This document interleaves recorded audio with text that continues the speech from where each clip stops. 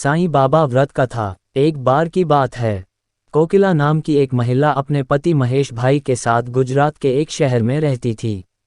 वे दोनों एक दूसरे के साथ प्रेम भाव से रहते थे, लेकिन उसके पति का स्वभाव बहुत ही झगड़ालू था। वही कोकिला बहन बहुत ही धार्मिक स्वभाव की थी। वह भगवान पर हमेशा आस्था रखती थी। झगड़ालू स्वभाव होने के कारण उसके पति का धंधा समाप्त होने लगा था। घर में कमाने का दूसरा जरिया भी नहीं था। काम न होने के कारण कोकिला बहन का पति घर में दिन भर रहने लगा। इस दौरान उसका पति गलत राह भी पकड़ लिया। खाली रहने के कारण उसका स्वभाव भी बहुत अधिक चिड़चिड़ा हो गया। एक दिन दोपहर में एक बुजुर्ग दरवाजे पर आकर खड़ा होकर कोकिला से दाल चावल मांगने लगा। शांत और धार्मिक स्वभाव होने के कारण कोकिला बहन ने चावल और दाल उस बुजुर्ग को देकर अपने दोनों हाथों से उन्हें नमस्कार किया। ये देखकर उस बुजुर्ग इंसान ने उसे साईं बाबा सुखी रखें कहा।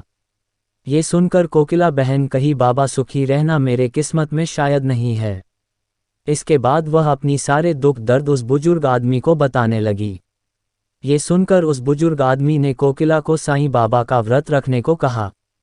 उन्होंने कहा कि इस व्रत को करने से उसके जितने भी कष्ट हैं वह दूर हो जाएंगे और बाबा का आशीर्वाद हमेशा उसके घर और उसके ऊपर बना रहेगा। उस बुजुर्ग की बात सुनकर कोकिला बहन ने 9 गुरुवार व्रत किया। बाबा के बताए हुए तरीके से सभी कार्यों को किया। थोड़े दिन के बाद ही कोकिला बहन का घर में फिर से सुखी समृद्धि से भर गया। दोनों पति पत्नी सुख शांति के साथ अपना जीवन फिर से व्यतीत करने लगे। उसके पति का बंद हुआ काम फिर से चालू हो गया। महेश भाई का स्वभाव भी पहले से बिल्कुल बदल गया। कुछ दिन बाद कोकिला बहन के जेठ जेठानी सूरत से आए और बात करने के दौरान उन्होंने अपने बच्चों के पढ़ाई लिखाई में ध्यान न देने की बात कही। उन्होंने बताया कि पढ़ाई लिखाई में ध्यान न देने के कारण बच्चे परीक्षा में सफल नहीं हो पा रहे हैं। ये सुनकर तब कोकिला बहन ने उन्हें 9 गुरुवार साईं बाबा का व्रत रखने को कहा और साथ में उनकी महिमा का बखान भी बताया। उन्होंने कहा कि साईं बाबा की भक्ति से उनके बच्चे अच्छी तरह से पढ़ाई लिखाई कर पाएंगे, लेकिन ऐसा करने के लिए साईं बाबा पर विश्वास होना बहुत जरूरी है।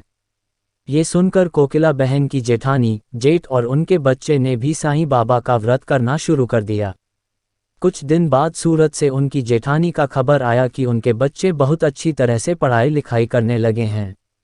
इस तरह साईं बाबा की महिमा से कोकिला बहन के साथ साथ उनके जेठ जेठानी की भी समस्या दूर हो गई और वह खुशी खुशी से अपना जीवन व्यतीत करने लगे।